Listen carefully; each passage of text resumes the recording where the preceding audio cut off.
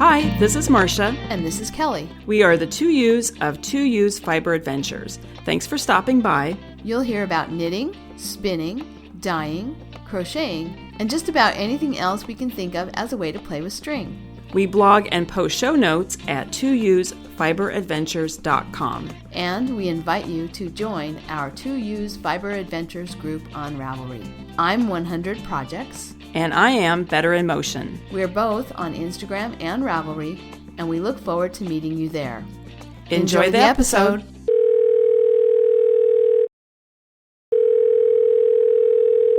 Good morning, Marsha. Good morning, Kelly. Now, I kind of know where you are. Do you want to tell people where where the studio is today? Yes. First off, I just want to say we're recording on a Saturday, and I'm going to get this up this weekend, so there won't be editing. And also, it may sound a little strange because I am coming to you from the cab of the truck. We have we have a house cleaner that comes and every once in a while, and she is here today, and so we're not in the house, and it was a little cold earlier for me to be sitting outside, and I thought I would be in the garage, but the laundry is going, the washer and dryer are both going. Robert is vacuuming dog beds because it's house cleaning day. So he's vacuuming dog beds and then putting them in the washer. I've got laundry going, and it's noisy in the garage and outside the garage. So I am ensconced in the truck, and actually when we first started chatting, I was kind of cold, and now I'm wondering by the time we get done, I might have to open the window because it's going to be about 70 today. Uh-oh. I might swelter in the truck. Right? Yeah. Yeah, really. So anyway, I hope we have better acoustics than the garage in here. So yeah, you sound fine. And I don't hear any street noise either. It's usually pretty quiet on Saturdays. The streets are pretty quiet. A lot of people walk down to the farmer's market, which is just down the street from us, but not a lot of car traffic on the weekends on our street. So probably not. Okay. And the truck is pretty soundproof. That's the other thing. The truck is pretty soundproof with the windows closed like it is now. So we shall see. Yeah. I do have enough power on my computer, so I made sure of that. Although he has a plug in here too, so if I had to, I could I can turn on the accessories and plug in to the truck, plug my computer into the truck, which I think is pretty cool that he has that capability. So I'm just going to say we'll see how I do. Now I'm in my normal. It's not in my recording situation. That's exactly the same, but I'm getting over a cold. So I started getting sick, I think, last Friday or Saturday, and was kind of out of commission for all day Saturday and Sunday and most of Monday. And so now I feel energetic. I don't feel as tired as I did, but and I don't have the runny nose and all that stuff. But now I'm just congested and coughing quite a bit. So I'm loaded up on drugs and cough drops, so hopefully I'll get through this episode. But I was going to say, what's the interesting thing about the cold, too, is I thought, okay, I'm sick. I just have to just take care of myself, just lay low, don't work, don't do, just hang out, and you'll get a lot of knitting done. While I was sick, I had really no interest in knitting. I was going to cast on a new sweater, and I was going to cast on one of the red hats that people are making, and I had all these plans, and I could not do any of it. I just slept, and I'm embarrassed to say, just scrolled on my phone and watched movies, and then fall asleep in the middle of the movie, and another movie had come on, But it was interesting about the whole knitting thing, just like kind of, and I had that moment, I thought, God, am I ever going to get my mojo back with the knitting, and it's back. I've got it back. Yeah, once you felt better. Just because I was sick. Yeah. Yeah. Yeah, anyway. The cold I had during Christmas break was a little more, it was worse than my usual cold. And in fact, I did a COVID test a couple of times during it because I thought this is not just a cold.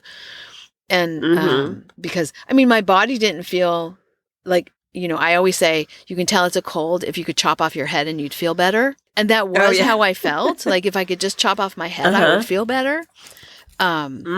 So from that standpoint, it felt like a cold. I didn't have body aches or fever or, any of that. It was just in my head, but it felt like a more severe version of a cold than I've had in a while. Yeah. So it sounds like you had something similar. Yeah. And I tested and it was not COVID. There must be a bad cold going around this season's whatever rhinovirus or whatever. It must be a heavy duty one. So anyway, shall we, we have a little bit of housekeeping. I see here in the show notes about reminding winners to contact you. Yeah. So, and I should, let me re-announce who they are just in case someone skipped the episode. So Crystal 81, she got her prize. 7 Autumn 5 Autumn in Indiana. Get in touch with your email so I can send you your gift certificate from Invictus Yarn. And Michelle Mishembri from North Carolina. Get in touch with your email address. Actually, I might have her email address. I'll have to go check. Anyway, if you hear this, claim your prize. And then Catitude and Ulrika C. Catitude's in the Netherlands and Ulrika C. is in Sweden. You have a pattern. We have a pattern donated by SalPal1 and another pattern donated by an anonymous listener. So get in touch. And let us know what you want to, what pattern you want, so we can get that going for you. Those are the prizes from the home along. So yeah, if you haven't gotten in touch, go ahead and do that. And then we talked about YouTube last time. We have a new YouTube subscriber, I'm gonna say it's M Weebach. Is the kind of what it looks like. It might be a first initial last name. So welcome to our new YouTube subscriber, M Weebach. And then you have some housekeeping too. Oh, from Tracy and Hetty. So these are our friends that we know from the Knockers Retreat, and they are both sock knitters on the knitting on sock machines. In fact, Hetty is so knowledgeable. She's actually written books about knitting on sock machines. And they are having a meetup, a retreat called Owls Circular Sock Machine Crank-In. And it's taking place July 23rd through 25th at the St. Francis Retreat Center in San Juan Bautista, California. And this is the retreat center that we go to for the Knockers Retreat. It's lovely. And they're having, anyway, in the show notes, we'll have a link to all the facts about their meetup, or excuse me, their retreat. But it's going to be Thursday through Sunday, but you don't have to go all those days. You can go Friday through Sunday, Saturday through Sunday. You can also be a day tripper and just go for the day and not spend the night there. So all the information we'll have a link to all the information. But the other thing I was really interested to hear is you don't have, because I'm really interested, but I don't have a sock knitting machine. And you don't have to have one. If you let them know that you're coming but you don't have one, they're going to make every effort to make sure that they have a machine available for you. Oh, that's really nice. Which is really nice. And also, it is true, it might be a lot to commit to 4 days, like Thursday through Sunday, as a new person, but you could just go for the day and play with one. Just kind of dip your toe in, yeah. Dip your toe in, yeah. That's cool. Yeah, there's also a discussion thread in our Ravelry group where they link back to all of their information. And I think it's really cool. OWLS stands for, oh, wow, lovely socks. I thought that was very cute. Yeah. Well, I must say that it did make me re-tempted to look into getting a sock machine. There have been several times over the years that I've thought, oh, a circular sock machine would be really cool. And I was watching some, they have on YouTube Vlogmas where people do a video a day during the, or they do more videos, short videos during the Christmas holiday. And there was one that I was watching, Jillian Eve is a spinner. And she had one episode where she talked about making socks on the sock machine for her family for Christmas. And when I listened to that, I was like, oh, that sort of resurrected that idea that maybe I want that. And then I was like, no. And then this came along shortly thereafter. I was like, oh yeah, maybe I do want a sock machine, but I'm saved. And we'll talk about this later. I'm saved because I won't be available to go and be further tempted. I know, and I really want to go, but I am not available either, which we'll talk about here in a second. But I think this just sounds super fun. I would love to go. But there'll be another time because this is the first, but not the last. Yeah. And I also looked at, there's a link in here, but they published the schedule.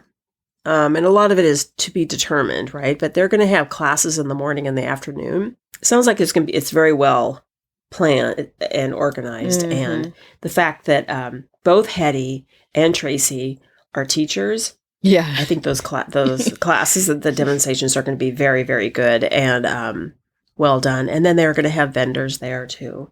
So it's going to be a nicely. I think it sounds like it's really shaping up to be a great event. So.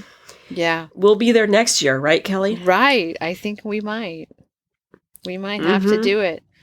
We might have a sock machine. Yeah, I know. That is such a dangerous rabbit hole. I know. Oh my gosh. Funny. Anyway. Well, since that kind of, I think I'm going to go a little bit out of order, but we just alluded to why we can't go. Should we talk about that for just a minute? Why we can't go to that? So we mentioned before that Marsha and I were going to the Newbury School of Weaving, and but I don't. At that time, I think we were still thinking we'd be going in June, but we're actually going in the end of July, and we're doing the foundations class, which is the beginning class, and those looms just look amazing. So old, like if you just listen hard enough to them, you'll be able to hear, their history and feel the weaving of the people before you that were weaving on those looms. I'm just so excited to just even to touch them, much less weave on them. They're so cool. And so we're taking there's 2 classes. We're going to be there for 2 sessions. One is the foundation course where you learn how to use the looms, and you do either a blanket or with wool, or you do linen. They call it napery. I had not heard that word. But I guess it makes sense. Napkins. Napery is like linens, right? So you can, it could be dish towels, it could be linens, it could be, it's fabric. You make fabric, linen fabric. So that's, or a blanket. And then the second class that we're taking the week after, I'm grabbing the website so I can actually say the name of it, is called, where is it? Dimity, Diaper, and Damask. And so this is a weave structure or a type of weaving that includes weave structures like huck and some others. So anyway, we've signed up for both of those, and we have thanks to Marsha, we have our accommodations all worked out, where we're going to be staying, and it's just super exciting. This is in Newbury, Vermont. So next up, I guess we have to work on our flight, getting our flight. We have to figure out how we're going to, well, obviously we're flying, but we have to figure out, because we're coming from different states, we have to figure out how we're getting there. Yeah. We have some. Or do I come to California and bring the dog and you take care of him while I'm gone and we like fly out of California? We haven't even gotten there yet. We have some conversations to have while I'm visiting, which will be soon. Robert and I are headed up to Seattle soon, and while I'm up there, Marsha and I will have conversations about how we're going to actually arrive in Newbury, Vermont. Yeah. So. Yeah. Because it's interesting because I've not really flown I fly into major cities, right? Mm-hmm. But now which airport do you fly into to get to a small town? Yes. On the border of New Hampshire and Vermont. The town is right on the border. Yeah. In fact, I'm just going to throw it out. If anybody lives in that area, if they have a recommendation, it looked like it was the nearest large airport was in, I think, Burlington, Vermont. Mm-hmm. And then I don't think it was but a lot of the larger airports were over 2 hours away. Yeah. And somebody that was my initial search. So there's a whole Ravelry thread on this in the Warped Weavers that I read, and they were having a conversation in there where they were debating the merits of the Burlington, Vermont airport versus one in New Hampshire. And some of it just has to do with what flights are good connections with the flight that we're going to need to take to whatever hub it goes to, and then what connection can we get. But anyway, open to suggestions. About which airport to fly into. Yeah. Okay. And then, and then that just also because you mentioned you and Robert are coming up. Mm-hmm. And I'm excited, and I've been me too. Cleaning. Your beds are ready. All right. And I did post on Instagram that the main floor bathroom, I walked in there one day and I suddenly saw it, really saw it. And I knew it was bad, but I didn't really register just how bad it is in there. And I've been talking about remodeling that bathroom, and but now I think I may not remodel it because all I did is I pulled the wallpaper down. And if you look at my Instagram account, I can post, maybe I'll put it in the show notes. It looks really nice. Yeah. I think it looks really nice, and I'm really happy, and I like the color I picked, and I really cleaned everything. I took the lighting all apart and cleaned it all up, and, took the fan apart and that, the exhaust fan, and cleaned all of that. And so it's so much better, because really what was bad about it was that wallpaper. And I talk about this, but it was put up like in the 80s, and that was years ago. That was the family bathroom. Everybody was taking showers in there. And so I think wallpaper in a heavily used bathroom is probably not a good idea. But anyway, it was peeling quite a bit. And then when I had some plumbing issues, they'd cut a hole out of the wall right behind the toilet to replace the waste pipe. And then Ben, not knowing really what he was doing, had put a piece of sheetrock up there, but he didn't use the correct materials. It was whatever the compound is they use for taping sheetrock together. He didn't use that. He just used a big thick layer of spackle and put the tape on it and another big thick layer of spackle over it. And so I have to say that part I sanded and sanded and sanded and sanded. And finally I thought, okay, that's it. I'm done. So it's not perfect behind the wall, but you put enough stuff up on the walls, nobody's going to look at it. We have a hole like that in our spare bathroom that Robert replaced patched was the waste pipe, I think too. And Robert patched it and sort of got a little carried away, shall we say, with trying to make it perfect. Yeah. And it actually is lumpy because he was trying so hard to get it. Like if he would have stopped like a couple of iterations sooner, it would have probably been fine once the paint was on the wall.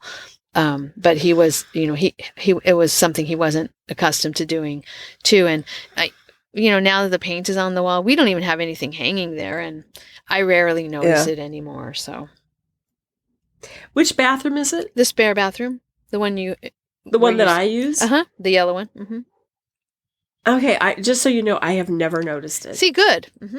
So. Yeah, see, that's good. I don't think anybody, now that I've said it, nobody's going to, I mean, if somebody comes and uses that bathroom, they're not going to notice it. But, I'm aware of it because, anyway. So that's all in prep. That's a project. I can put that as a completed project, but that's something I want to do before you guys come. So that's done. Nice. I have other things I need to do, but I'm not going to worry about it. We're old enough friends that you're not going to notice certain things. Mm-mm. Or care.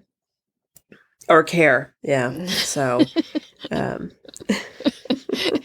we're just going to have fun for a week. We are. Well, I say we're going to have a lot of fun for a week. You are working, so we'll have to figure out how your schedule is and what kinds of fun things we can do. Yeah, I'm working, be the fun but part I have figuring out what the fun things are. Yeah. I'm working, but I also have sort of managed my calendar a little bit. So, so we will have blocks of time where we can do stuff. And I'm getting, the nice thing about my job is that like I can work really hard this week. This coming week. Well, I worked a lot. I did a lot last week, and I have plans for the early part of next week to kind of get ahead. The way my work is right now, without having a class to teach, I can really work ahead and then do some catch up when I get home. So we will definitely be having a good time. Yeah. But I do have some previously scheduled meetings and some things I'm going to have to get done and some projects I need to deliver on. So anyway, very exciting. Yeah. I know, it's going to be fun. Okay. So should we talk? Is that everything we want to talk about? It's our little housekeeping. We have. So should we talk projects? Yeah. I think I'm gonna. If you're okay, I'm gonna have you talk projects first, and I'm gonna sort of rest my voice here a little bit. That's a good idea. Yeah. So right now, what I'm working on as I sit here in the car is my third red Norwegian resistance hat, the melt the ice hat.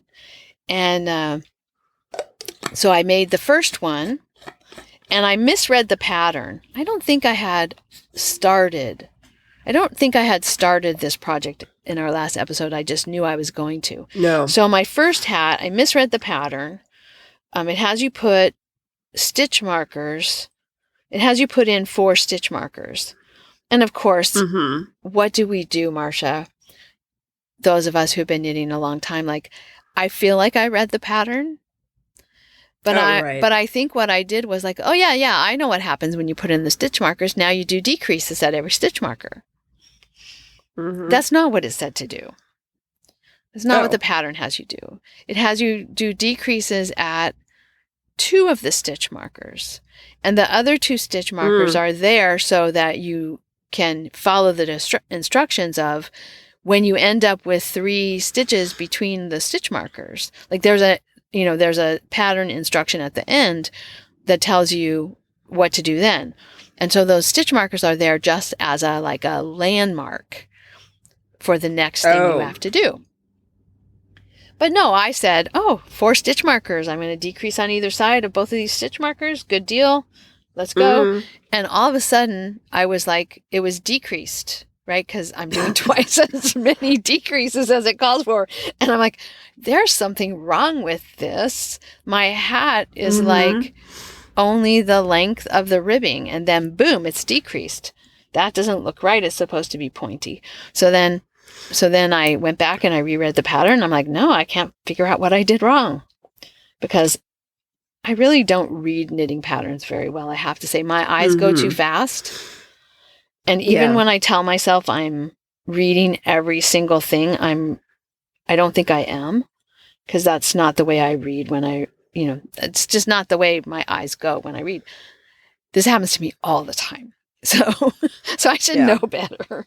Anyway, I could not figure it out. And then I was reading I just happened to be reading a different thread where people were saying, "Oh, but you're only doing don't forget you're only doing 2 decreases."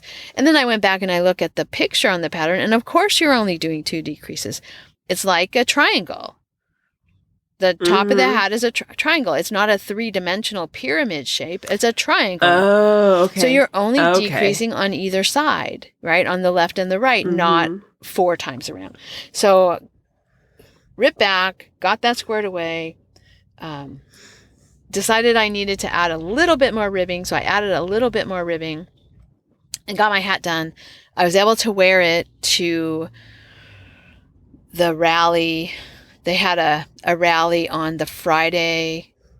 I think it was the Friday that school started. I want to say. I can't remember now. It was, I believe it was the Friday that school started, our work day, our professional development day. And so after that ended, I went out to the rally. It was in the afternoon, or it was a Monday. It was a Monday. It was the first Monday of no, that's not right either, because I would have had dog training class. I don't remember what day Kelly. it was. Kelly. It doesn't matter. Kelly. Does it matter? Okay. I'm going to say, it's like we've switched roles. It's switched roles here on this. I'm usually the one that's going on about the dates. Which day is it? Which day is it? So anyway, I went to a rally and I wore it, and it was great. It was a little small. I hadn't blocked it. It was a little small. I felt a little bit like a Scandinavian elf. But it's a very cute hat, and it served the purpose of resistance. And so I started the second hat. My niece commented on it. And so I started a second hat to make for her. And so I finished that one. On that one, I went an extra probably 1.5 inches on the ribbing. I put a significant amount more ribbing on it than the first one. And then I also did a little bit of straight stockinette before I started the decreases, about 1 inch. And I also added stitches around. So I added like 12 stitches to my cast on. And that one turned out great. You can see there's a picture in my project page of both of them, and you can see the difference in the size.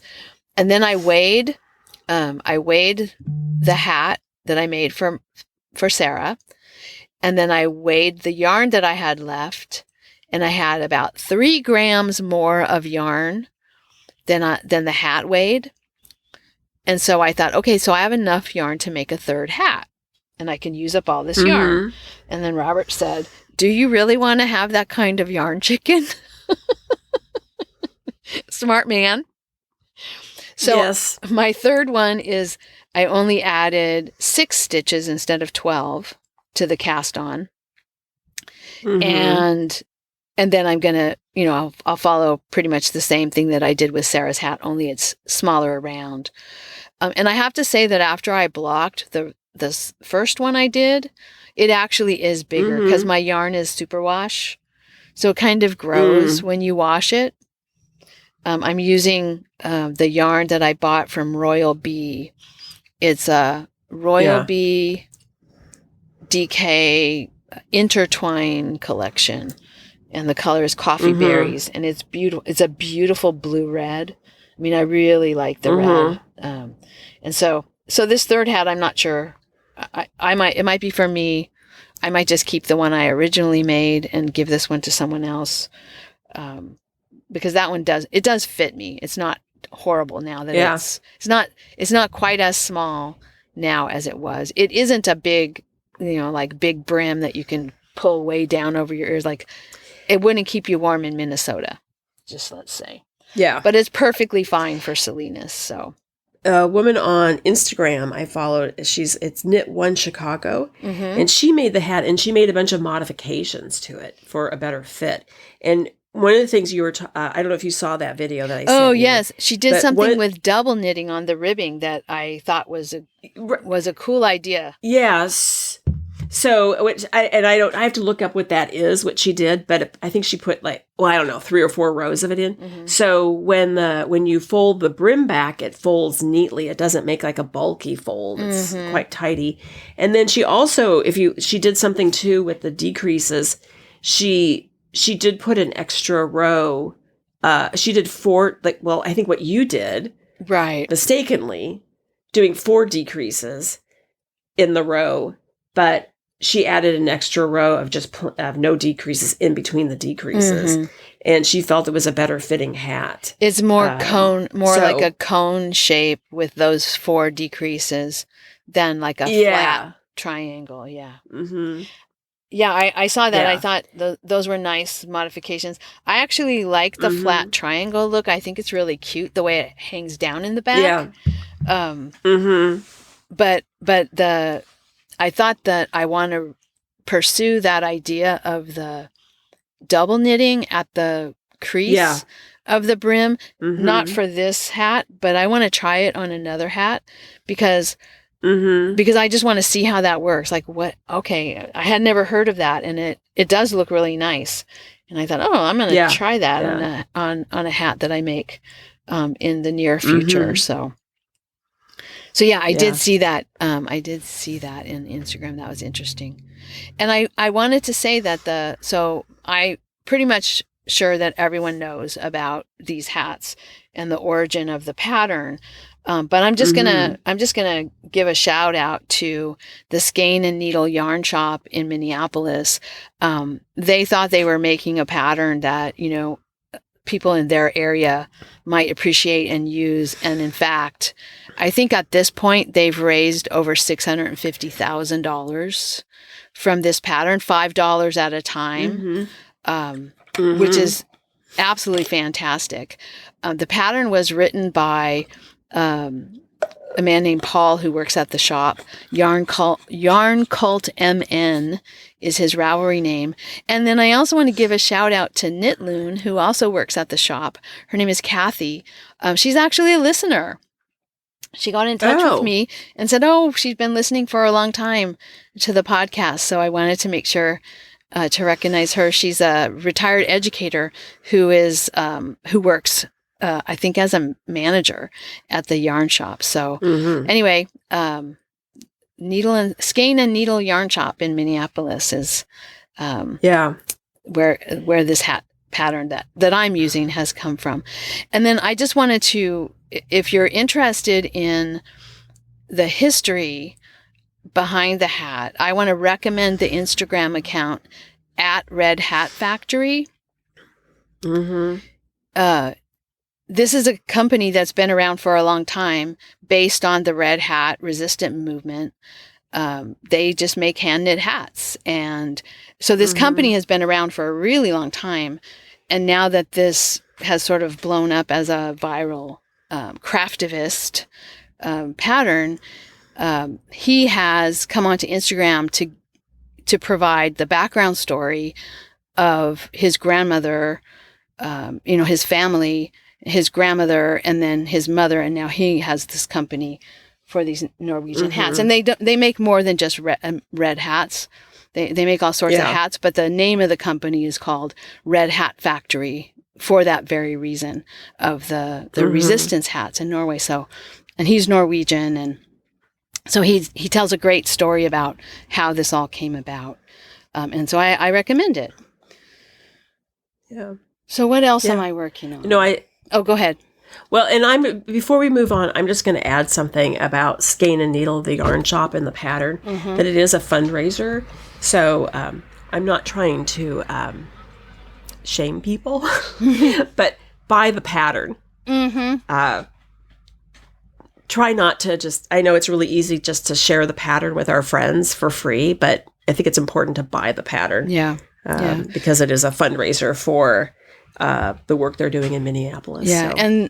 and also you can bypass, if you're not going to knit the hat, you can also go straight to the organizations that they're supporting and make a donation to those organizations. Yeah. Both of them have websites where it's pretty clear how you can donate.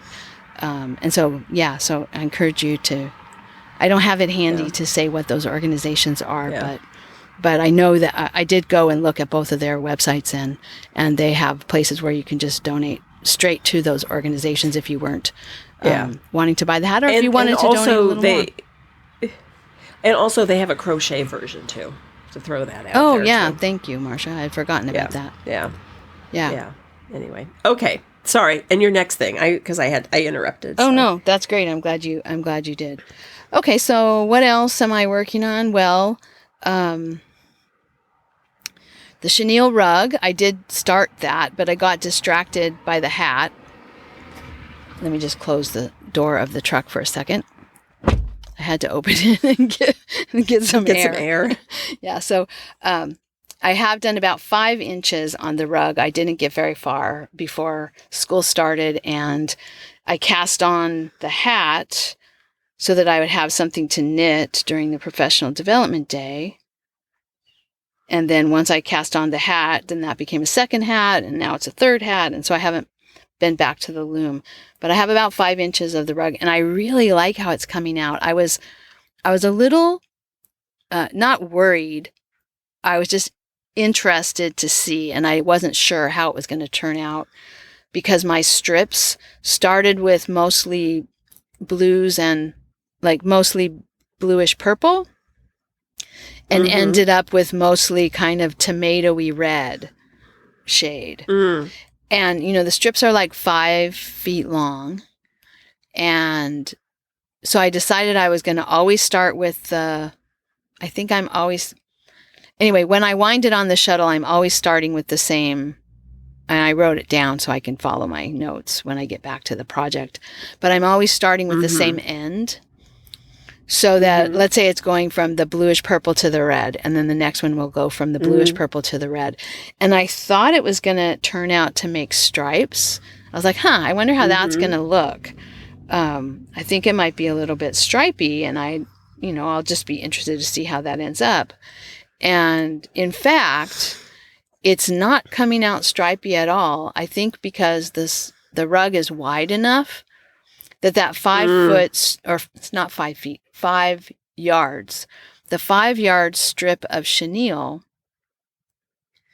I mean, it only makes 5 passes, right? It only makes 5 passes through your warp, because my rugs are about 30 inches wide. And so by the time you do those 5 passes and it goes from blue to red, and then you do the net, it just all sort of is blending. So that's been very interesting to see how that works. That it's not really doing a color change striping thing as much as I thought it was going to. So that's interesting, but I haven't really worked on it much. I worked on it since the last time we recorded, but not recently. And then I'm continuing to spin at night on the Romney Rambouillet cross fiber, the dark brown that I have, and I'm making a 3-ply yarn, and I rarely spin all my singles before I ply. This is no exception. I'm spinning singles, and as soon as I fill the bobbins, I ply them off. And then whatever bobbin runs out first, I then top them all off so they look about the same again, and then I ply them off. And I'm on my probably the last time, maybe second to the last time that I top everything off again and ply. So that project's almost done. I don't have any yardage or anything it's about 1 pound of wool. So, but I don't have any yardage yet because I'm still working on it. What else am I working on? I didn't do anything on my vest. That's still just sitting. So I'm not going to really talk about that. And then I know. The sea toller socks that I started. It's a twisted rib, which is really pretty, and a cable. And I should have known better. I made the largest size, but I should have known better with my tight knitting that I was going to need to increase the number of cast on stitches. So I have to I have to make them bigger. And so I am going to rip them out. I haven't yet. I'm not very far. I'm like maybe an inch into the socks, and I can tell that they're not going to fit around my, they're not going to fit around my leg, and it's going to be really hard to get them over my heel. And it's just like, okay, I need to, comparing them with other socks that I have, like even the tighter socks that I have, I really need to pull them out and cast on again. So I'm going to do that. I'll bring those on the trip. So that'll be one of the things I bring with me on the trip. I'll probably be finished with this hat before we leave. I'll bring my vest on the trip, but that will get finished quickly. And then I need another project to bring with me, which I haven't decided on. And then I have a pattern for a colorwork hat. And I think I'm going to, I rearranged the colorwork. It's a German Shepherd, and it had the tail going up and kind of short. And so I rearranged the pattern a little bit. So it now has a tail that's coming down like to the hocks, a longer, longer German Shepherd tail.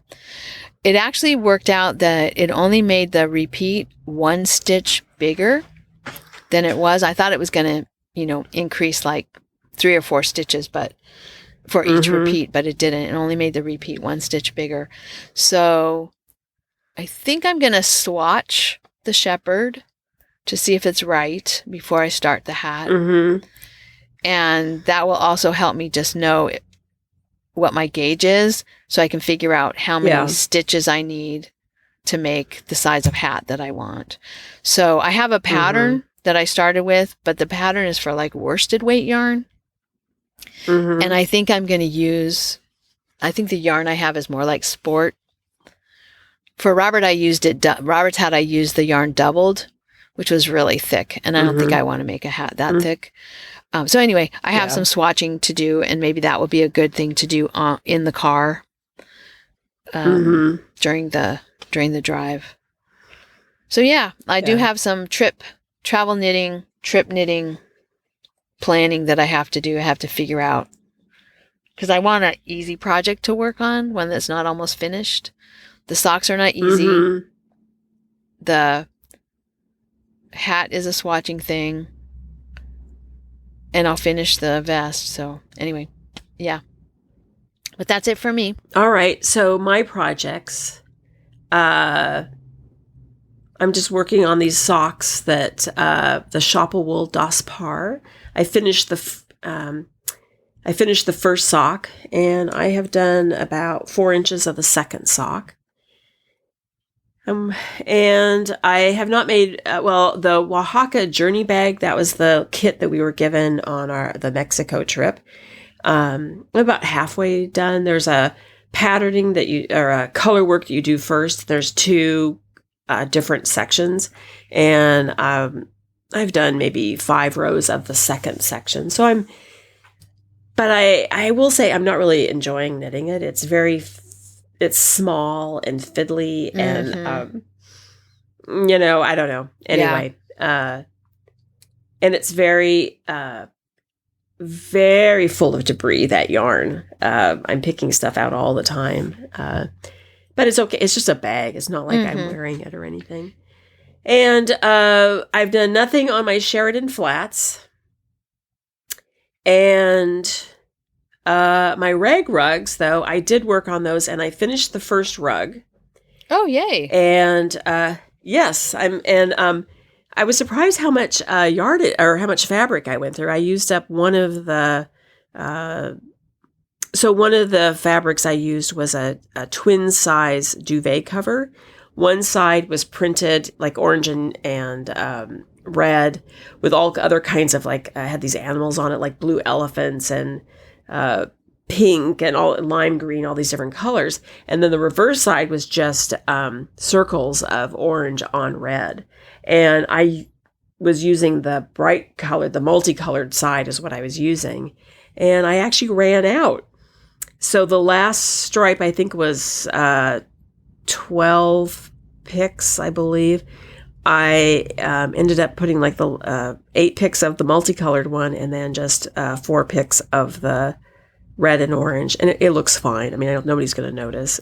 But it's interesting about estimating how much fabric you need. Because the last rugs, I had so much fabric left over, and this one a lot less. However, we're talking about the difference between a twin size duvet cover and a queen size sheet. Oh. I mean, that's that's like twice. A queen size is almost twice as much fabric. So, duh, of course. So, but it's just interesting to think about. I have to just think about when I if I find sheets that are twin size, just know you're only going to get probably one rug out of it. I'm learning. It's just a learning thing. And then. I was planning on casting on, and I am going to do this, but I finally decided the Hudson Valley yarn that I bought when I went to Rhinebeck, and it's 2 colors. One, and they're named after birds, and I'm drawing a blank on the names of them, but one is kind of like that. You always call it fig. It's sort of like that purpley brown color, Oh, yeah. Mm-hmm. And then the contrasting color is, I know it's called Morning Dove. It's it's like a pinky rose color, but not quite pink rose. They're very interesting colors. Anyway, that's going to be the color work in that. And the pattern I'm going to make is, okay, I'm drawing a blank on the name. Here it is. Late Bloomer by Heidi Kermeyer. That's pretty. And I really like it. And it's going to be interesting because so many colorwork sweaters the colorwork part is multiple colors. This is just going to be one color. I think it's going to be really interesting and striking. And that's how she's designed it, I believe. And people, if you look at some of the patterns, some people have done that, or not patterns, some of the projects. Some people have done the exact same thing with just, the main color and one contrasting color. Other people have gone and made different colors. Like it's very common for people, because what it is, it's like at the bottom of the yoke is kind of a large flower, and then as it starts moving up to the neck, the flowers get smaller. And what they've done like a gradient in the contrasting flowers. That's pretty too. Mm-hmm. Or that's very pretty, or like 3 shades that get, start light and get darker, or vice versa. So that's kind of interesting what people have done. Yeah, the one I like, that struck me when I first opened the projects is it has a darker blue. It's a cream colored sweater, and then it has a darker blue for the first row, and then a lighter blue, and then an even lighter blue for the top. That's nice. Yeah. But I think I like the ones that are solid too. It's very, very simple but elegant colorwork pattern with just the same with just 2 colors, and all those rows of flowers being all the same. Yeah. So and I've done the swatch, and so what I need to do is just sort of figure out my math about which size I want to make. And I thought every day that I was sick, I thought, I'm just going to sit down and do that now, and never did it. So I'm hoping this weekend that I'm going to get going on it, and just sit down quietly, at the kitchen table and spread everything out and just like look at it and measure a sweater that I like, the whole thing that you do. I have to say too, it's really interesting. There's a lot of patterns I really liked, but so many of them were, you knit it from the bottom up, and then you have to knit the sleeves and attach them. And I find that that's I don't know, honestly, if that's a very traditional way of making a sweater. I don't know. But I find it's difficult to get, personally, for me, I find it difficult to get a good fit, because you don't know how long to make the sleeves. And so what I typically do is just do a provisional cast on the sleeve at the cuff, or like where this, not the cuff, but above the cuff. So then I knit up, and after I attach them and I can try on the sweater, then I go and decide how much longer I want them, or if they need to be shorter. Typically, they don't need to be shorter, but I find it and I don't find it an easy way to attach sleeves. And I find it's when I've done it twice, and I find it's really difficult to attach those sleeves without really straining somehow on the circular needles. I don't know. I don't really. So there's a lot of sweaters I really liked, but I just didn't like the fact that they were all bottom up. Yeah. And then I think Heidi Kermeyer is sort of she's my girl, as I say. I seem to always go back to her patterns. They seem to fit really well, and I just really like her patterns. So anyway, I really like this one, and so I'm excited about casting that on. I just have to be in the right frame of mind, to start it. And then I just want to talk just a little bit about the garden redesign. So it's coming along. I don't remember now the last time I talked about this, but the retaining wall is done. That's the steel one that's out by the alley and the driveway. That is done. He's extended the irrigation system out because my yard's now a little bit bigger. And he put in a new spigot out by the driveway because the one I had did not have a shutoff.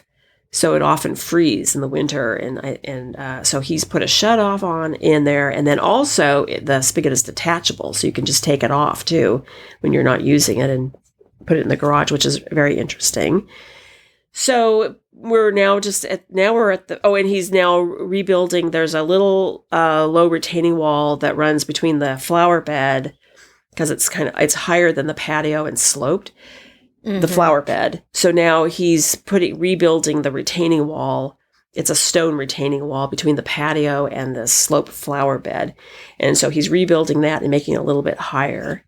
And there's a lot more detail of all of this, but it's just been really interesting. And now we're working on the fencing material and ordering that and finalizing the design. So it's coming along. Yeah. It's been a long project. I didn't really understand exactly because I think he started October, I think, and we're now into February. Yeah, because you had already started when you came for Thanksgiving. Yeah. And we're because he was sending quite a me ways updates along. He was sending you updates, and he had the design and all that. I mean, the destruction part was done. Or I'll have to look good back. amount of the destruction part was done by the time you came at Thanksgiving. Yeah. Actually, I'm going to look back here at my project page and just see when I created the page for the garden redesign. It says October 17th. Okay. So maybe that's when I don't know, that's when I created the page, it says. Yeah, I think you had started before then because we talked on one of the episodes and you said, I just need to make a project page for this. So probably beginning of October maybe. Yeah. So, well, anyway, it'll be fun to see. It's coming along. And I know Robert's excited to see it. He's got ideas, and I think because he wants to do something with our front yard. First we're going to the house needs to be painted, and then he's going to do something with the front yard. But he's been doing, we've both been doing a lot of work in the backyard, weeding, and he's got vegetables planted. And then I got a birdhouse with a camera in it for my birthday from him. And so he's been putting up the pole for the birdhouse, trying to locate the pole for the birdhouse to go on. And so he was doing that this morning, and we're not going to put it up. He's not going to actually do the work to, set the pole until we get back. But he was trying to locate where it was going to go. And so he's been doing a lot of garden work, and I've been mostly just pulling weeds. But that's a necessary thing for us at this time of year for sure. And I did do some dyeing with oxalis. I'll talk about that another time. But that is a weed that I hate, and I have pulled probably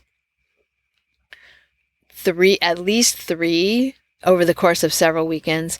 Pulled out at least 3 gigantic yard waste bins filled to the top with that freaking stuff.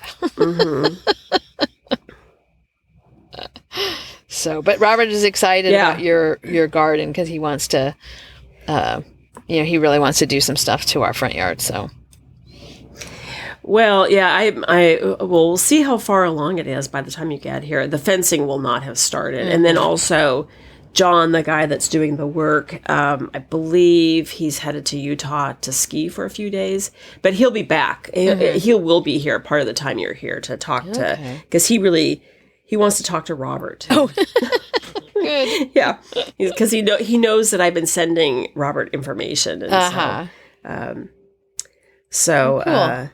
Yeah. So I'm excited about it, and hopefully I'll have a nice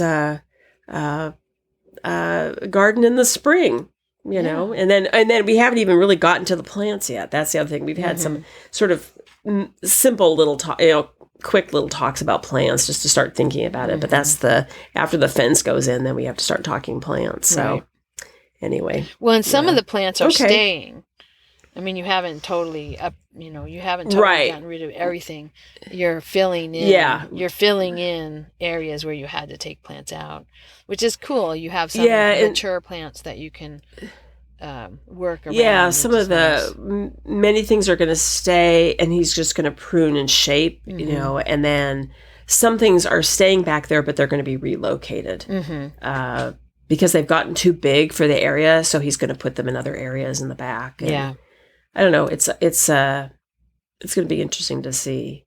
And of course, as you know, the plant, like the architecture of the garden will stay the same. All of this hardscapes will stay the same, but the plant material is going to keep changing, right? Because gardens keep changing, right? Yes. So that'll keep being modified. Yeah. So the project, our front yard project is I mean, it'll have to start with the hardscaping, and then the planting will all be new. Well, not on the side of the front yard, but the front of the front yard. So that feels a little daunting to me. You know, it would be easier if there was already some existing structure. But anyway, yeah. It'd be nice to see your project in person. Yeah. Because I've only seen the pictures. Yeah.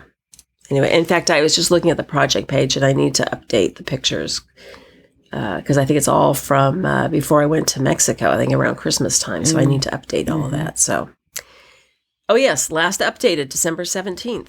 Okay. I need to get on it. It's February. Yeah, Marsha, what's going on? It's not like you haven't been busy. Okay. And let me think. I think I covered everything. Yep. There's not much. I haven't really made I haven't completed anything. Nothing's done. Okay. So, anything else?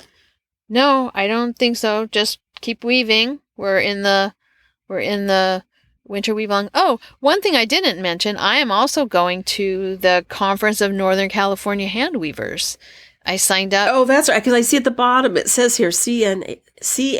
Yeah. What's that? Okay. Yeah. So it's practically in my backyard. It's out of Silomar. It's like a retreat center in Pacific Grove, and so it's 4 days, 3.5 days. It's in May, right before school gets out, like the week before school, the second to the last week of school. So I signed up to go to that, and I'm taking a tablet weaving class. And you remember I was doing all that tablet weaving this summer, and it was fun to make myself a tablet weaving loom with just, hanging screwdrivers and wrenches off the back of the table, just to try it. But you remember how much trouble I was having? Like, oh my gosh, doing those dog paws. I had such a hard time. I could not. Yeah. I had a pattern, but I just had a hard time remembering what I had done and which way I was supposed to turn the cards and all of that. So I'm hoping to learn a few more tips and tricks during the class that I'm taking.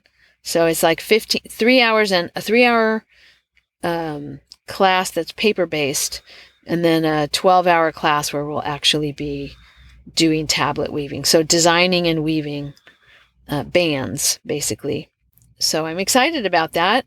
That's happening in May.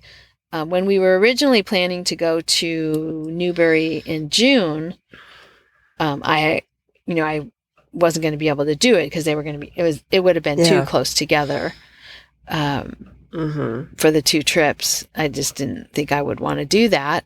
But then when the Newbury trip ended up going to July instead, I was like, oh, okay, well now I can consider this again. And so I just kind of decided on the spur of the moment, yes, I'm going to do this. And I signed up and got the class I wanted. And so I'm all set. All right. It's going to be fun. Yeah. Well, I just got a low battery message on my computer. So that's... Well, and I have people texting me, and also we need to get you out of the truck to get some air. Yes. Before I'm in distress. Yeah. So we'll let you go, and we'll talk we'll talk when I see you probably, and we may record too while we're together. Yeah, we should record while we're together. All right, Marsha. Okay. Bye-bye. Bye. Thank you so much for listening. To subscribe to the podcast, visit 2usfiberadventures.com. Join us on our adventures on Ravelry and Instagram. I am Better in Motion, and Kelly is 100 Projects. Until next time, we're the 2Us, doing our part for World Fleece.